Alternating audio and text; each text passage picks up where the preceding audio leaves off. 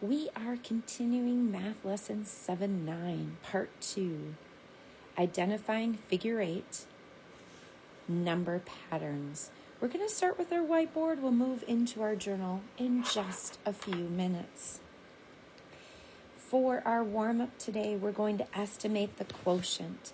The quotient is the answer when you divide.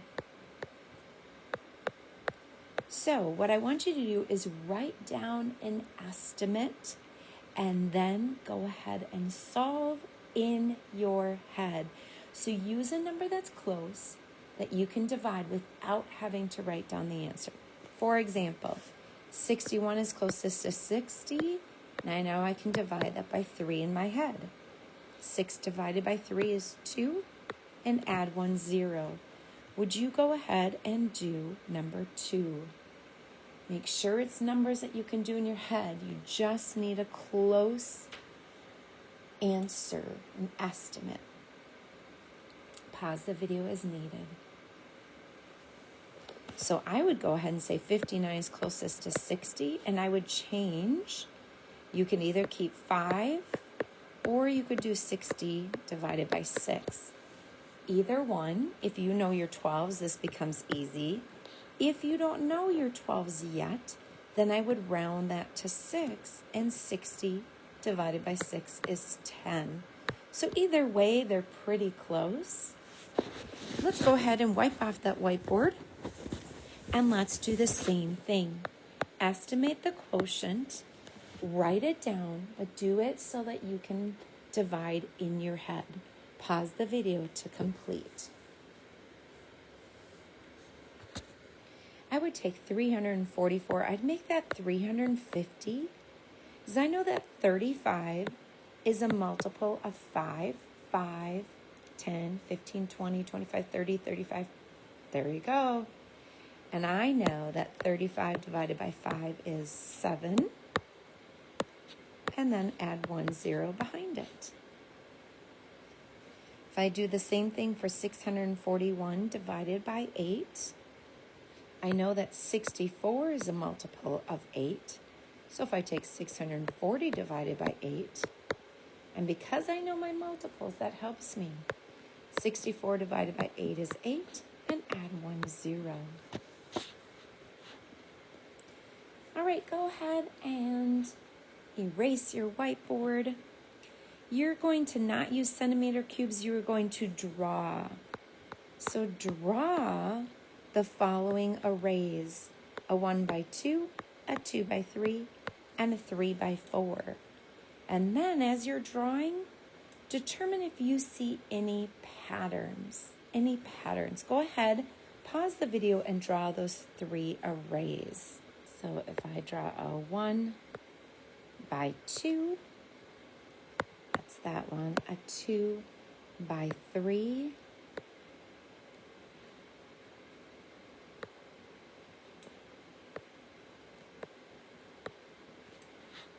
and a 3 by 4. And 3 rows of 4. Do you see any pattern? This is 1 times 2, right? 2. This is 2 times 3, 6. This is 3 times 4 equals 12 cubes. What do you notice? Well, what would be the next pattern? If I went, the next pattern would be 3 by 4, 4 by 5. 4 times 5 equals 20. And then if I did a 5 by 6, 5 times 6 equals 30. Here is the number of cubes: 2, and then 6 needed, then 12 needed, then 20 needed, then 30 needed. What do you see as a pattern here? Let me do my thinking out loud. This goes up by 4. This goes up by 6. This goes up by 8. This goes up by 10. What would the next one go up by? Go up by 12. So 12 plus 30 would be 42. And I could continue this pattern. So that's what we're going to work on in your math journal today.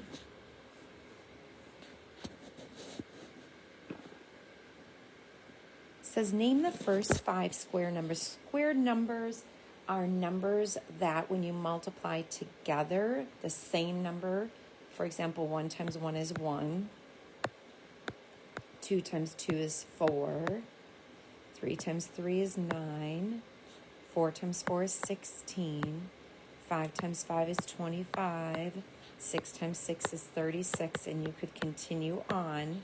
Those are square numbers. We can use the rule to multiply a number by itself to get the rule for finding out. Okay? So what pattern do you see? This one up by 3, this one up by 5, this one up by 7, this one went up by 9, this one went up by 11. So it goes up by the next even number. So the next one would go up by 13, then 15, then 17, and so forth. So let's go ahead and look on page 252.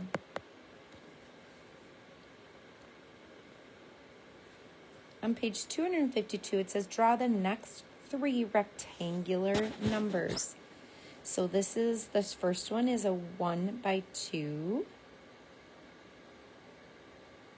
2 by 3, 3 by 4, so 1 by 2, a 2 by 3, a 3 by 4, a 4 by 5. What would be the next one? A 5 by 6, so we have to draw all those little dots.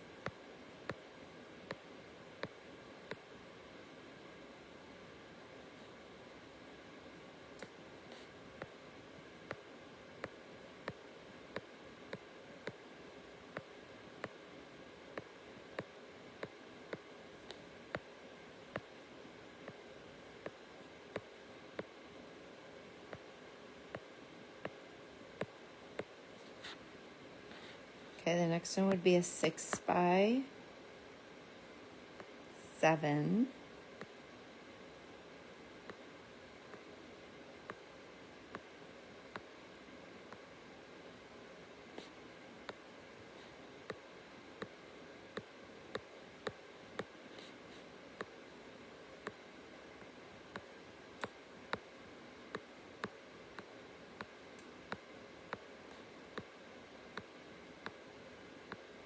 It wants to erase every time you put a dot. It doesn't want to do dots very well. It erases them if you make them too big.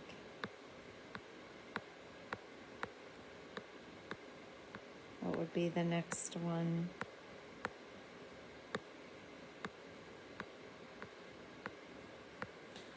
Seven by 8. I'm not actually going to put in all those dots. It says complete the list of the first 10 rectangular numbers. So the first one is 2 in it. It says 2 dots, 6 dots, 12 dots, 20 dots, 30 dots, 42 dots. What would be the next one? 7 times 8 is 56. 8 times 9 is 72. 9 times 10, 90. What would be the next one?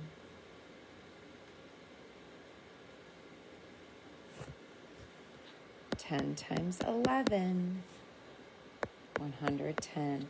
How did I get my answer?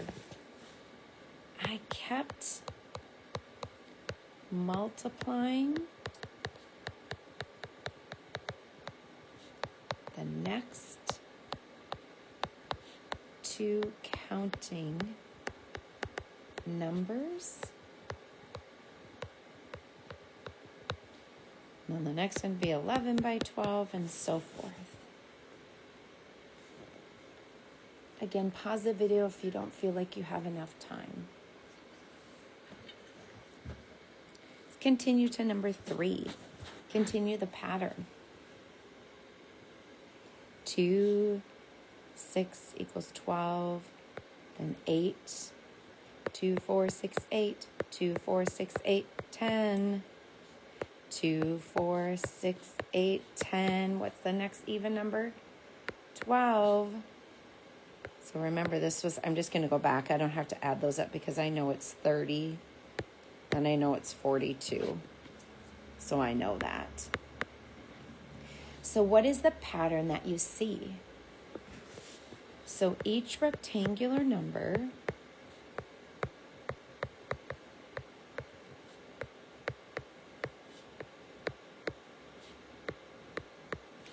is the sum. Remember, the sum is when you add of the even numbers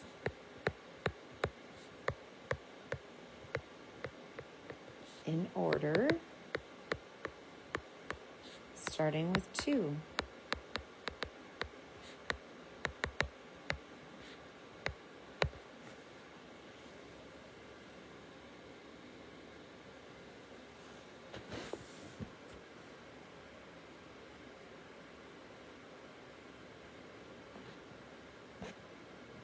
Let's continue on page 253, page 253.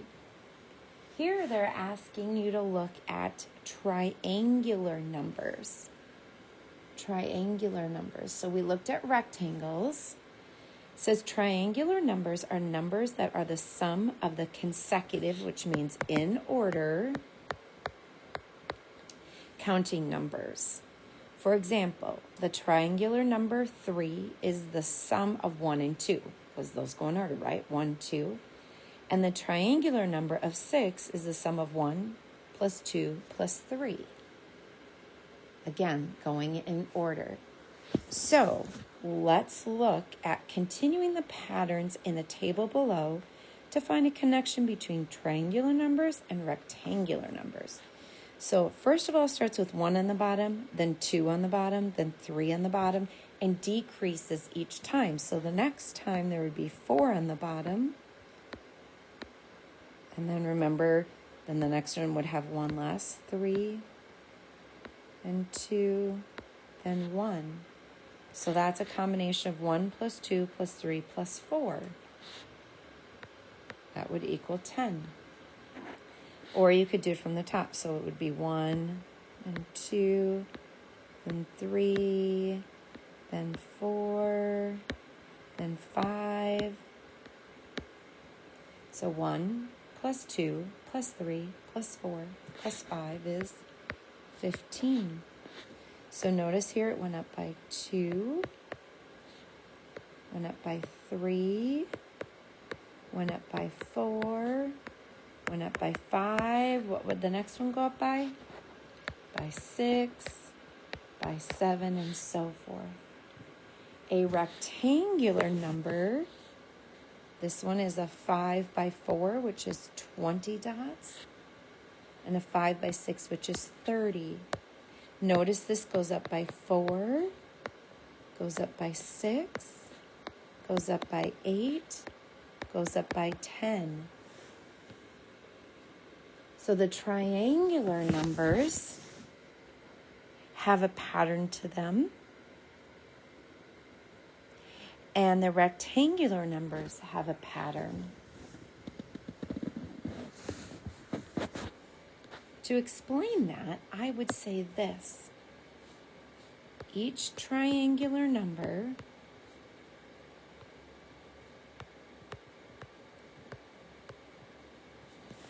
is always half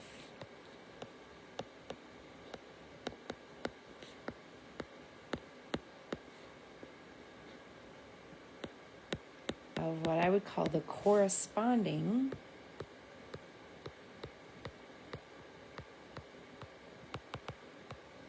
rectangular number.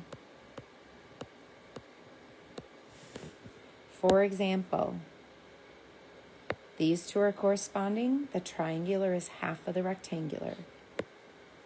The triangular is half of the rectangular. Half of 6 is 3. If the rectangular number is 12, half of it is 6. So that's what I mean by corresponding. So then, again, pause this if you need more time to write. So what pattern do I notice? We just wrote that. So go on to letter C. The 20th rectangular number is 420. So if we know it's half, what would the 20th triangular number be? Well, half of 400 is 200. Half of 20 is 10. So how did I know that? I just took half of 420. And lastly, draw an array to show the rectangular number 20. So 1, 2, 3, 4, 5, and we need 4 rows of that.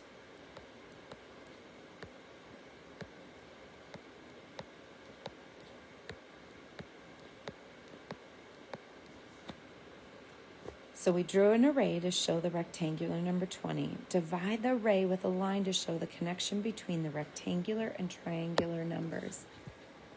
It's half of it.